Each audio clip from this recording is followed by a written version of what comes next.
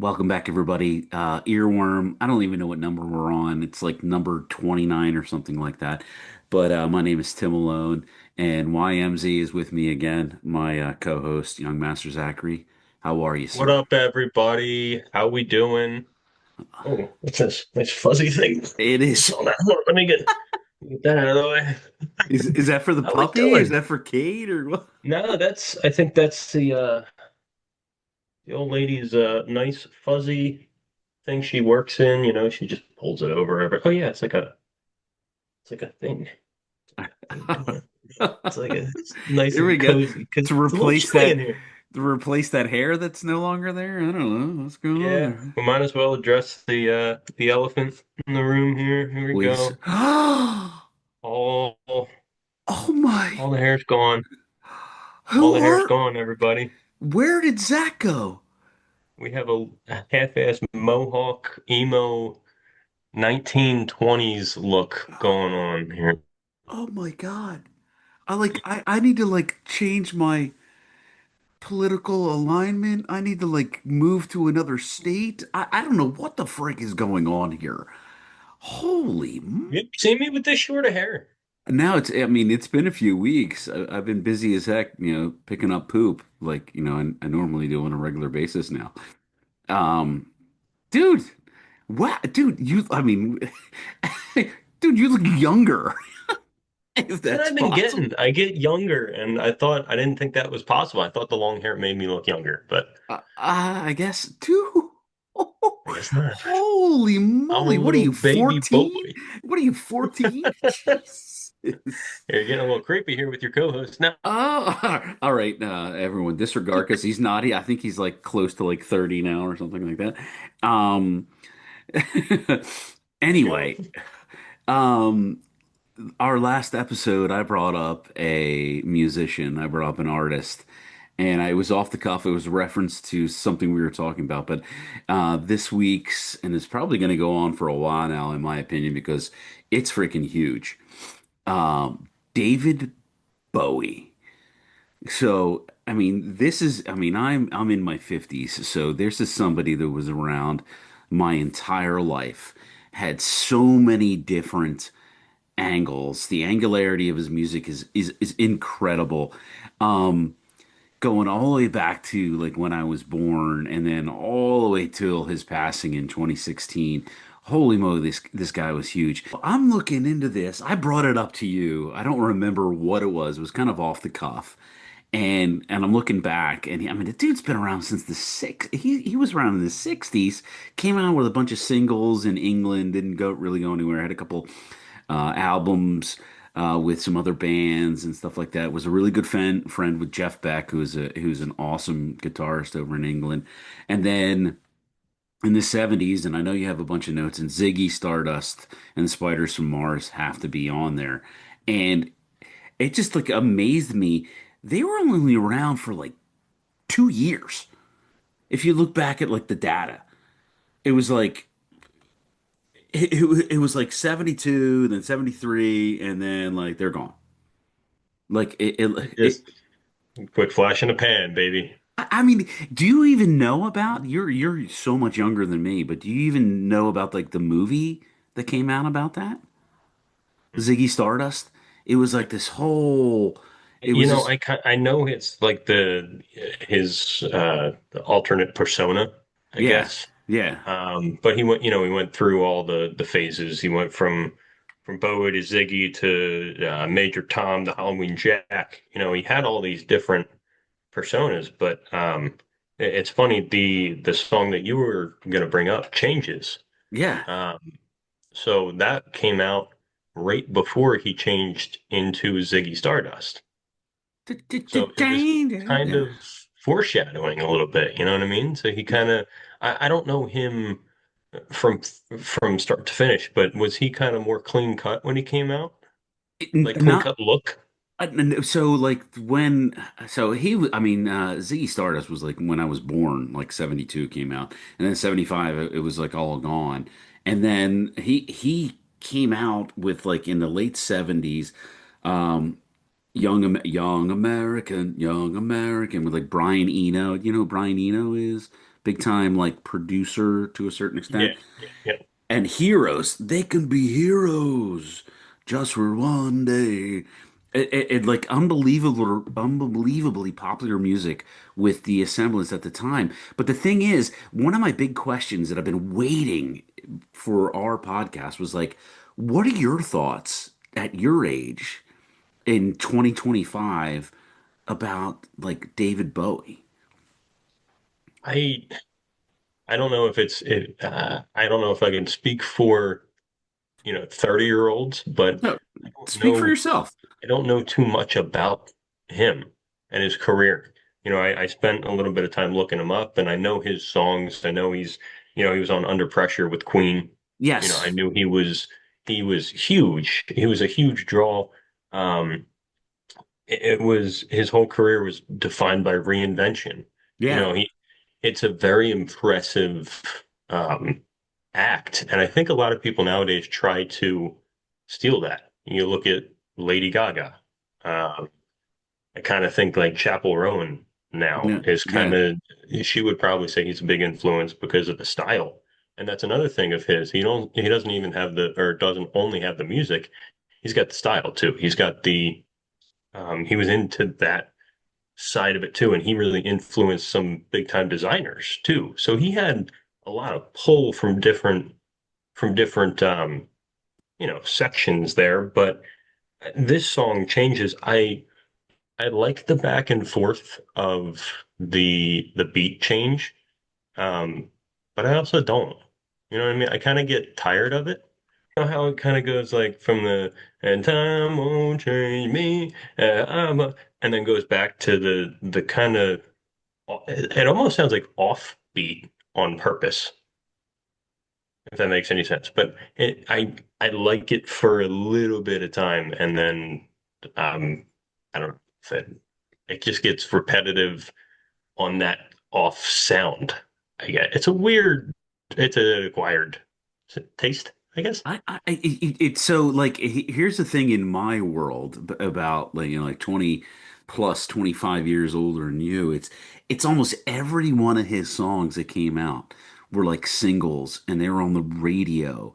And like I have a song, Fame, that's about it, so I mean, it was like it was all over the radio when I was a kid, and I was just like, oh no, this song again. Like it was, and like the single Starman, that was even before Ziggy Stardust and that whole weird dude. One of my requests of you at this point is to take a look at that Ziggy Stardust movie because it is so bizarre. Like Is it a this, movie or is it it's like like a concert movie. autobiography kind of thing? No, it's a concert movie. It's like Oh, okay, oh all yeah, right. yeah, yeah, yeah. And he had a really I went straight to like a Spaceballs type movie for some reason. no, no, no, no. And then like Fame came out, and then Young Americans, we are the Young Americans. Ah. Like there is not too many of his singles that came out and were that popular that even as you, like in your early 30s, would not know. I'm looking through them all like heroes. We could be here. Like I mean, I already said that. It amazes I me. mean, you Like look at like Space Oddity. yeah, Yeah, I feel like a lot of these songs, Let's Dance, Starman, Under Pressure, Changes, Space Odyssey, a lot of those were played at the bar. I know. Now that I've like gone back and listened to all these are songs that I'm gonna put, I guess, your age bracket, going and hanging out at the bar, going on the AMI, throw some David Bowie on. It's before me though. With those songs that you Okay, yeah. pointed out, So yeah, yeah, like Let's Dance was like the one that got me because he's sitting there in a suit in the middle of like some sort of African desert, like let's dance, like, and he's in a like that's like when it was totally MTV, like early on. It was like 83, so like MTV got really popular in 82, about when I was like 9, 10 years old. And like he, when it came, so okay, here's a big takeaway for me then. When it came to MTV, it was perfect timing for a guy like this.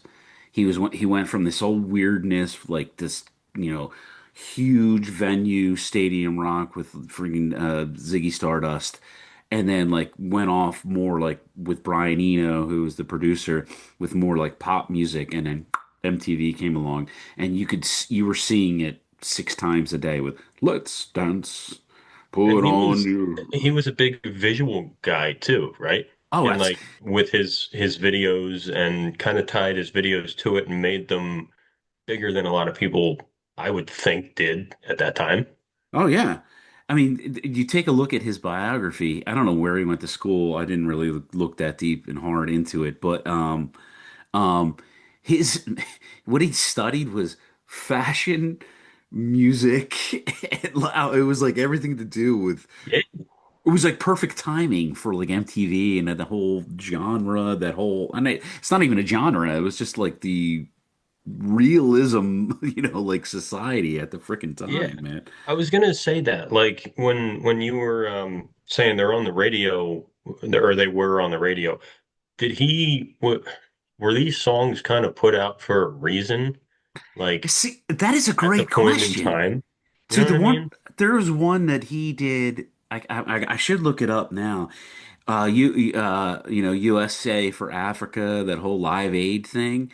Yeah. He did a song, I think with Mick Was it Jagger or you something. too? No, no, but it just made it, like, in looking back, it made all the sense in the world that like he's dropping these songs. Like Let's Dance is like total like fashion iconography and everything. And Yeah.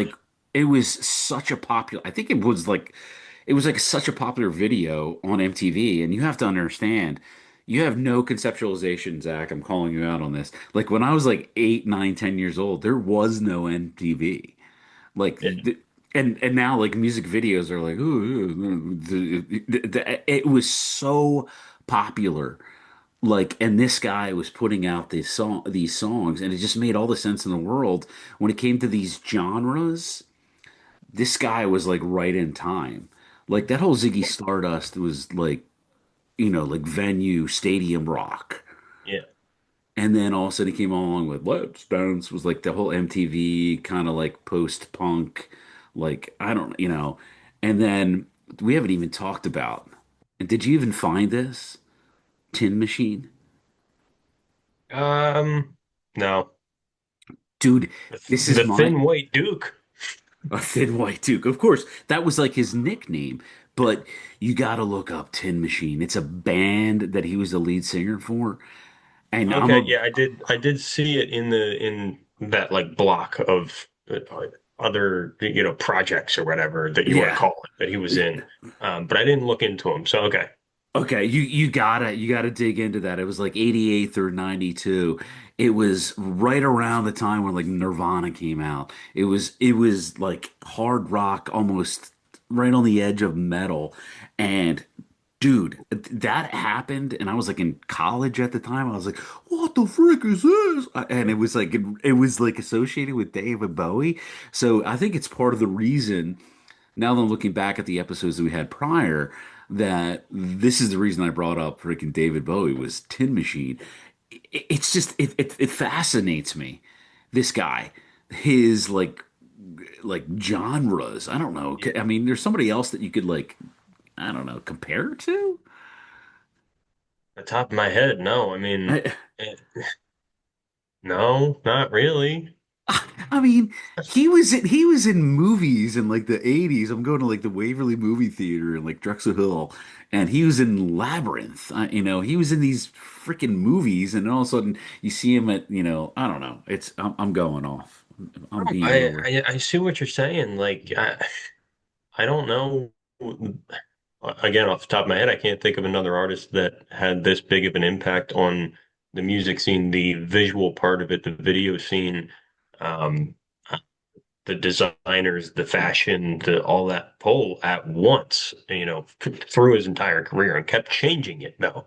There's a lot of people that have the look that they stick with forever, but this guy, like, it wasn't even close with what he you I couldn't know. you couldn't fucking predict what he did next. Dude, I mean, my task for you, and we could talk about it next week, is Tin Machine.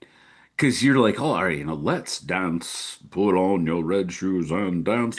But dude, Tin Machine was like, it blew me away. And it's sitting while you were speaking. You know what I thought of? And I'm gonna ask you, like, if it makes sense. Michael Jackson. I was gonna say it. I was gonna say it, but I I think he sticks with the same genre. Okay. It's in the same like realm, I Okay. guess, through his whole career. But I was gonna say that. It was right there. I didn't want to sound stupid. I'm not saying you sound stupid, but I didn't want to say anything dumb.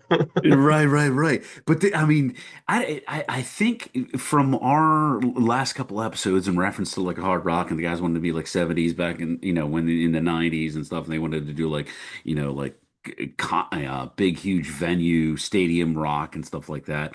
Um, so you gotta check out Tin Machine. You gotta I'm gonna check it look into out. that.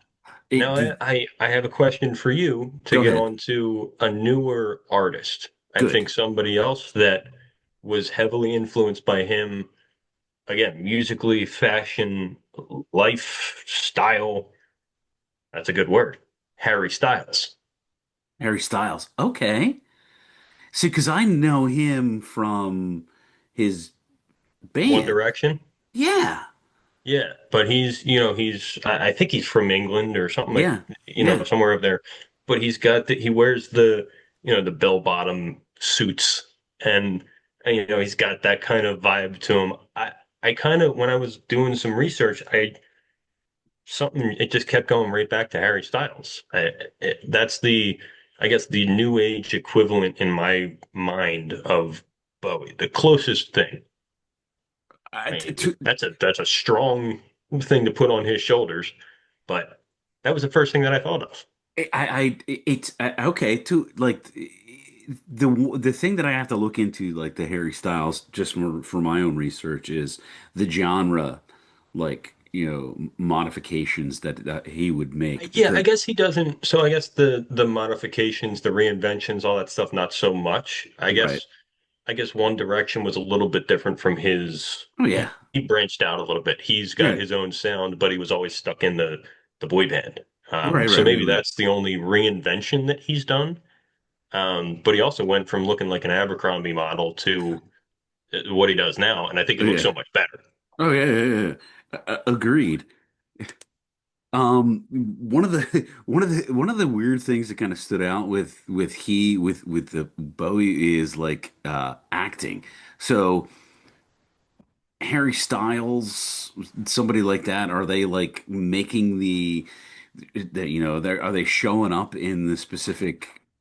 Well, they tried to get him to show up in Marvel's The Eternals, and that movie was dog shit. So yeah, his his first go at it was not successful, but I think he's got the draw. I mean, shit, he was in One Direction. He's got the name. People know who he is. I guess anybody can act nowadays. So if you got a big enough following and you can make it work, and I don't know, but I don't think he's really going fully that way. I think he's open to it like everybody else, but um, yeah, that was an interesting little thought I had. Um, but the other thing that really stood out to him was how much how much shit he got from the media over the years because of his sexuality and the way he handled it. The way Oh, he handled it was amazing, dude. think about it. Like there was like these famous pictures of like Iggy Pop, like Mick Jagger and David Bowie like hanging out in a bar in like New York, and everyone's going like, "Who's going on there? Who's going home with who at this point?" That Yep. type of thing. And it's funny. Like one of my first like post-punk artists was Iggy. And I'm Okay. not saying anything in reference to sexuality. And then I'm like, wait a minute here. Like Iggy Pop, when he came out with that freaking awesome album in the 80s, and I'm like, what? Like it was just it was like tossed your mind on like holy moly. But I really that came up quite a bit, and one of the interviews that stuck out to me, he was talking, and you know, this is, I think, why I brought up Harry Styles and Youngblood is like this too. He gets a lot of this Yeah, stuff yeah, too. yeah, yeah. But the one guy or the one woman asked him, "Are those men's shoes or women's shoes?" And he goes, "They're shoes, silly."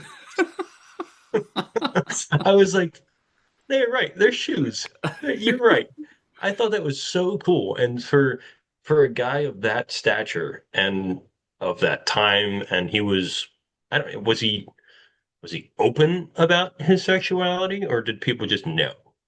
There was a, okay, so I'm like the 20 plus years older than you. There was like an understanding to a There's an certain extent. understanding. Obviously, it Yeah. was a different time. Yes. But for a guy like this and people to understand and know and asking these questions and then him to handle it that way, it was I thought that was amazing. Yeah. So it brought me into him a little bit more. But I mean, and that is, and to just to point that out, like that, like not to make it a point of topic, not to make it a subject that's going to grow. It's just, an answer to kind of squash the question, and Yeah. like, yeah, and be like, all right, no, no, no, we're going to talk about, we could be heroes just for, one of his songs or something like that. Zach, holy moly, caught me off guard with this one, man. I mean, you kind of caught me off guard with this, but I mean, we talked for a couple minutes before, and I don't think we either of us really had a clue where we were going with this. All right.